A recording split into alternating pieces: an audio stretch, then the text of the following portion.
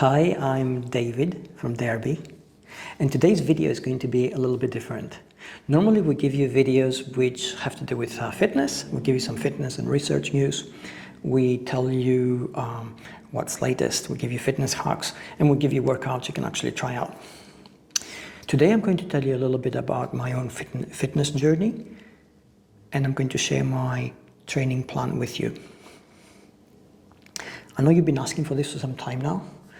I've been reticent to share this, not because it's proprietary, it isn't, but because of the research behind exercise science, which shows that when it comes to fitness, we are each individual, we're each unique.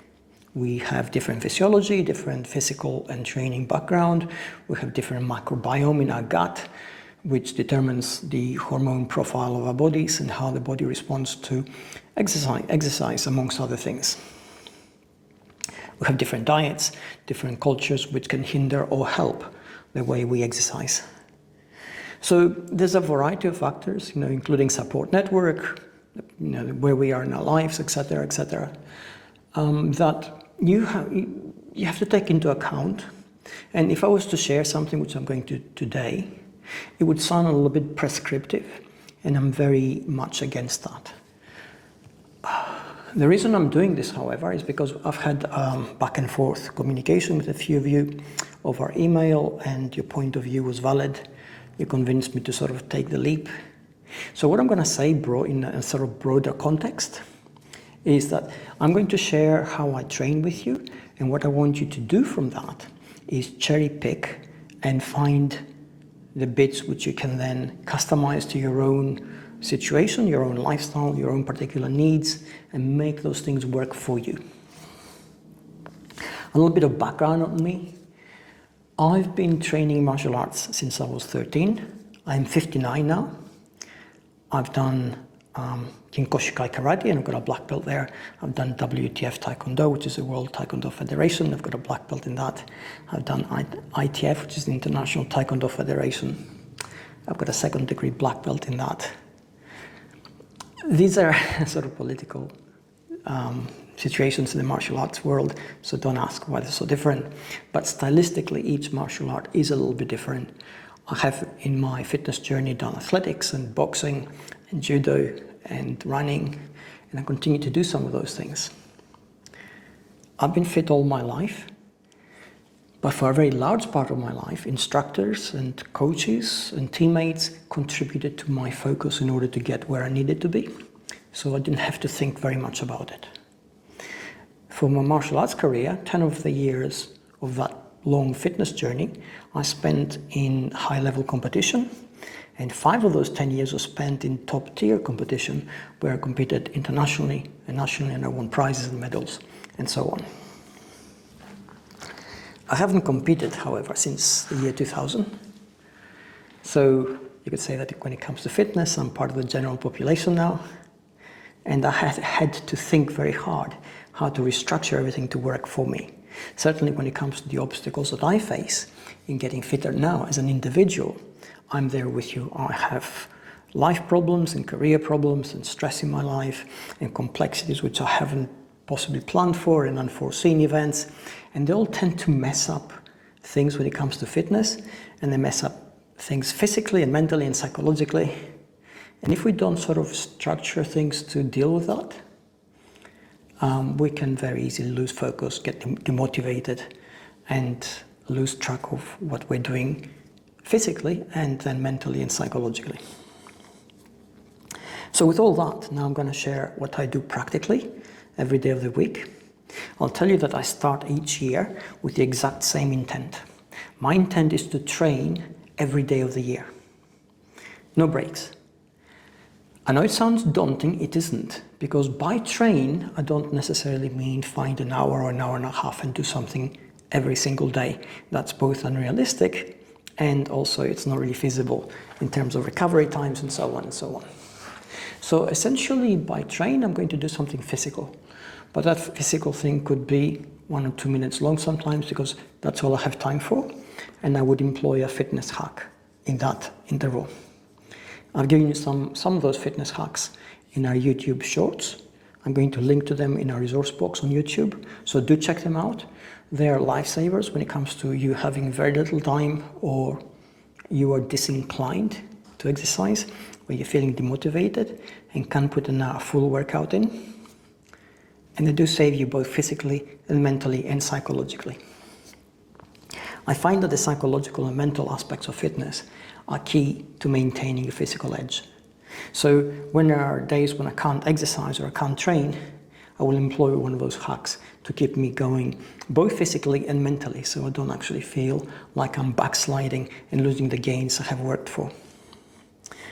The other thing which I do is occasionally, and by occasionally I mean maybe once or twice a month, I will meditate. And again, there's a meditation guide we have on Darebee, which is very accessible, very easy to do. If you have never meditated before, it demystifies it, it makes it very easy for you to follow. So I would strongly urge you to look at that. Again, the reason I meditate is because it rebalances my head. It helps me be where I need to be in terms of my mindset, and then it's the mindset that drives everything else. So, how does my 7-day week look like? From a practical level, this is what I do. 5 days of the week, I will do a Darebee workout. One of those Darebee workouts is going to be HIIT, which is high intensity interval training, because that'll always push me to the edge of my limits. And the other of those 5 is going to be resistance training. So the other 3, however, will be whatever they are in terms of the mood that I'm in, the energy that I feel I have, and also the available time, because some can be over a lot faster than others. If I'm really pushed in terms of energy and time, I will do a combat workout for me, because those are the easiest ones. My body is sort of optimized to work in combat moves. It is not energetically very taxing for me. So a combat workout is always an easy way out for me. That's 5 workouts. That leaves 2 more. One of the 2 is going to be a stretching workout. Stretching is really important, particularly as we age. Just like resistance training is very important, particularly as we age. So I will always do stretching once a week, and there'll be a full-blown workout. I'll spend probably between an hour and a half doing 1 or 2 workouts. Again, I may get those from the Darebee website, but because of my own extensive experience with martial arts, I'm very familiar in putting together workouts that work for my body in terms of stretching, and I will spend that time doing that. The one remaining workout is going to be road work. I'm going to hit the road, go running. I can schedule this to be with a friend if I want to add a social element to it, and we don't compete or anything, so we're just going to run at a decent pace and hold a conversation while we do it, more or less. So that's what I do. It sounds very structured, which it is. It doesn't always work out that way. Sometimes I have to travel because of my job, sometimes I have low stress because of my work again. There's always stresses from life itself. Things can get very messy very quickly. On those days when I can't train for whatever reason, maybe I'm not home, maybe I'm not near a gym, maybe I'm just so exhausted I simply haven't got the time, or haven't got the inclination, or haven't got the energy levels. Well, on those days, I'm going to do a hack. So I'm going to essentially do one of those 1 to 2 or 3 minute hacks which I've shown you, which allow you to keep your body revving. But that's not the sum total of my fitness plan. It has a lot more dimensions to it. There is a sleep dimension, there's a nutritional dimension, and there is an everyday life dimension. And I'm going to tackle all 3 of them, starting with the everyday life one. Now, what I've done is, and what I do, is I make sure that throughout the day I can get in physical activity which is not exercise related. I have a fitness tracker. I do a minimum of 5,000 steps every day of the week. I make sure that I park a little bit further away and walk to where I need to walk to, and then have to walk back to my car. I will try and carry my groceries. I will try and carry whatever parcels I buy. I will go up the stairs instead of taking the elevator.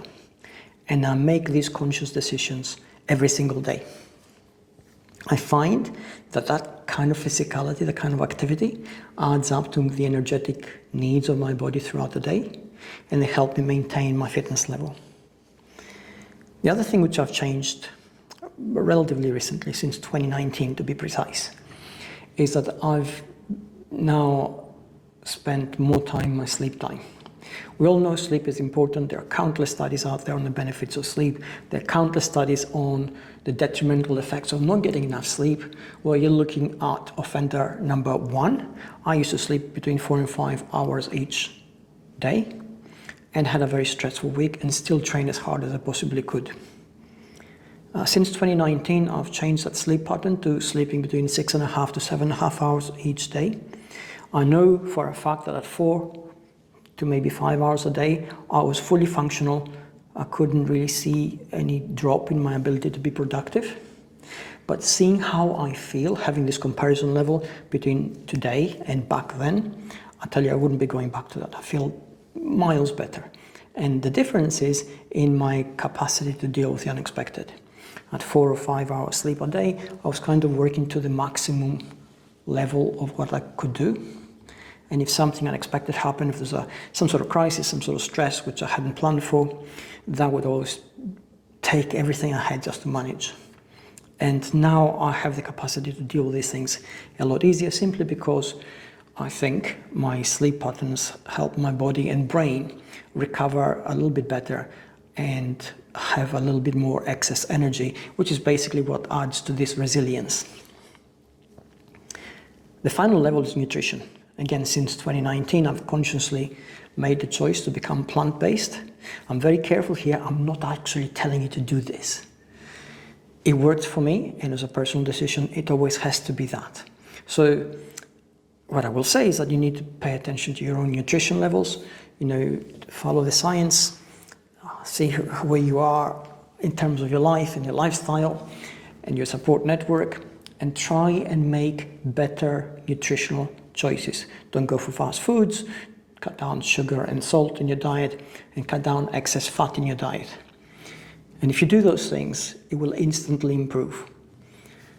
So to recap, what have I done? Well, essentially, since I stopped competing, I had to restructure my training to take into consideration the fact that there are going to be obstacles in my life, and I will not have a coach, I will not have an instructor, and I won't have teammates to push me over them. So I had to do that myself, and that's hard. And I've done it by simply putting strategies in place which allow me to deal with those obstacles.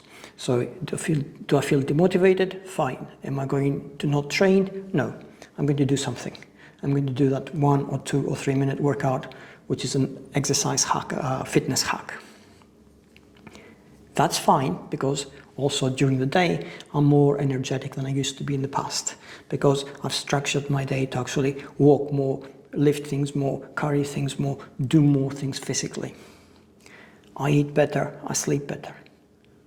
And those things now go into a sort of loop where each one feeds into the other, and they make everything a little bit easier and a little bit faster. I hope this has helped. Let me know in your comments on YouTube if you see this video. I will also put some resources there in the resource box to check them out. If you're to take anything at all away from this, it's that the obstacles which you face in your life as you attempt to get fitter, to get mentally more balanced, to get psychologically more focused, are never going to go away. There's always going to be something. So in order for you to actually be able to overcome those things on your own, which is hard, you have to have a strategy which allows you to do something when you feel like doing nothing. I hope this helps. I hope all of this helps. Please let me know in the comments below how helpful you found it, if it has helped you, and so on. Take care.